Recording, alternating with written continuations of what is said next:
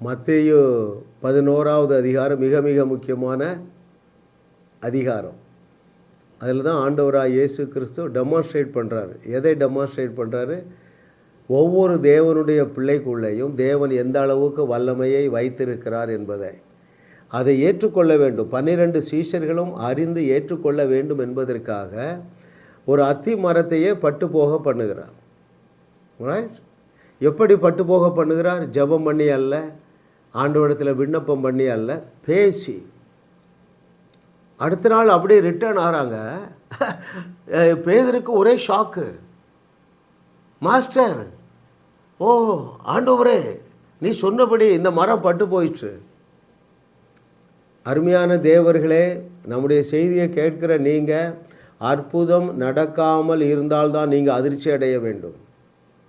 ஆமாம், ஏனென்றால் வேதம் முழுவதும் தேடி வாசிங்க. மத்தேயு, மார்க்கு, லூக்கா, யோவான், அப்போஸ்தலர், அந்த 5 புஸ்தகத்தை வாசிங்க. அற்புதங்களை எடுத்துட்டா எல்லாமே காலி. அந்த 5 புஸ்தகங்களிலே வேறு மேட்ரு இல்லை அதிகமாக. அப்படியானால் நான் என்ன சொல்லுகிறேன் என்றால், நீங்கள் ஒவ்வொருவரும் இயேசு கிறிஸ்துவை போல, பேதுருவை போல, பவுலை போல, எலியாவை போல, எலிசாவை போல அனுதினமும் நீங்கள் அற்புதம் செய்ய என்னோடு இணைந்து கொள்ளுங்கள். என்னை நீங்கள் பார்க்க வேண்டியதில்லை. அருமையான தேவர்களே, நம்முடைய செய்தியை கேளுங்க. 3 மாதங்களிலே நீங்கள் செத்தவர்களை எழுப்பி விடுவீர்கள் என்று கர்த்தர் சொல்லுகிறேன். ஏன்? மாயம் மந்திரம்லாம் இல்லைங்க.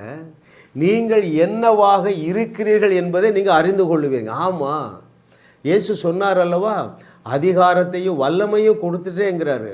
அது எனக்கு சொந்தம், என்னாலும் அற்புதம் செய்ய முடியும். என்னுடைய நாவிலே சூப்பர் நேச்சுரல் பவர் இருக்குது, என்னுடைய கையில் சூப்பர் நேச்சுரல் பவர் இருக்குது, என்னுடைய மொபைல் ஃபோனில் சூப்பர் நேச்சுரல் பவர் இருக்குது, என்னுடைய நிழலிலே சூப்பர் நேச்சுரல் பவர் இருக்கிறது என்பதை உங்கள் மைண்டை அக்செப்ட் பண்ணிக்கிடும். நான் அடிக்கடி பாருங்கள், யாராவது கூப்பிடுவாங்க, ஒரு சகோதரி அழைக்கிறாங்க கன்னியாகுமரியிலேருந்து, ஐயா எங்கள் வலையில் மீனே கிடைக்கல, நான் உடனே ஒரு செம்பு தண்ணி எடுமா, நீ ப்ளஸ் பண்ண இயேசு நாமத்தினால பேதுருவுக்கு கிடைத்தது போல் வலை கிளியத்தக்கதாக மீன்களை இழுத்து கொண்டு வருகிற வல்லமை இந்த தண்ணீருக்குள்ளே இறங்கட்டும் அப்படின்னு பேசிடுறேன். அந்த அம்மா போய் தெளிக்கிறாங்க. 6 மாதம் ஒரு மீன் கூட கிடைக்கலையா. அடுத்த நாள் பார்த்தா ஒரு படகு நிறையா மீன். ஏன்? I know the super natural power. Tongue, என்னுடைய நாவில் இருக்கிற அதிசயமான ஆற்றலை அறிந்து கொண்ட நாள் முதல் அற்புதம் செய்யாத நாளே இல்லை. வாழ்க்கையே ஆனந்தமயமாகி விட்டதுங்க. இயேசு கிறிஸ்து சொன்னார், மலையை பார்த்து பேசினார், கொந்தளிப்பை பார்த்து பேசினார், நீங்களும் பேசினா போயிருந்தார். அப்போ இயேசு கிறிஸ்துவுடைய நாவிலே எவ்வளவு சூப்பர் நேச்சுரல் பவர் இருந்ததோ, இதை கேட்டுக்கொண்டிருக்கிற தெய்வ மகனே, தெய்வ மகளே, நீ எவ்வளவு மோசமான நிலையில் இருந்தாலும், எவ்வளவு பெரிய குழியில் இருந்தாலும், கடன் பிரச்சனையில் இருந்தாலும், இன்னும் நான் சேர்த்து சொல்கிறேன், நீ ஒருவேளை பாவத்தில் இருந்தாலும் கூட உன்னுடைய நாவிலே இயற்கைக்கு அப்பாற்பட்ட அளவில் தேவன் வல்லமையினால் நிறைத்து வைத்திருக்கிறாரே.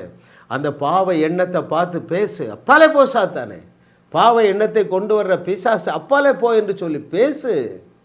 பேசுகிற கலையை கற்றுக்கொண்டவர்கள் இயேசு கிறிஸ்து செய்தவைகளையும் செய்வார்கள், அதைவிட பெரிய கிரியைகளை செய்வார்கள்.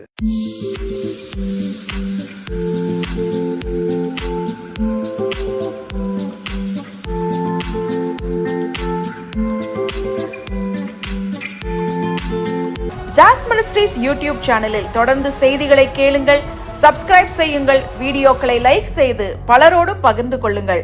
அவர்களும் ஆசீர்வதிக்கப்படட்டும்.